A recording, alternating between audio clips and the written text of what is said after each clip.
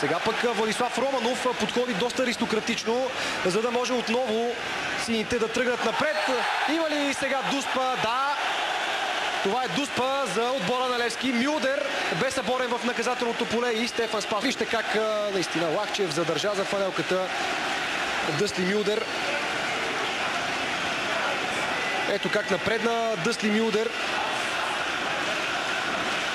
Виждате начина, по който Лахчев винаги има известна суматоха преди изпълнението на дуспа.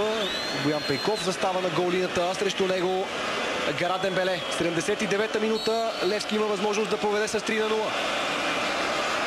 Удар на Гара Дембеле и това е 3-0 за сините.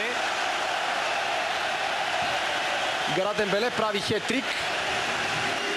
Едва ли заслужаваха да получат чак 3 гола във вратата си, но и играчите на Димитър Васев трябва да признаят превъзходството на Левски в този двубой. Сините вървят към заслужена победа срещу Локо София, а Ясен Петров използва възможността да направи втора смяна в своя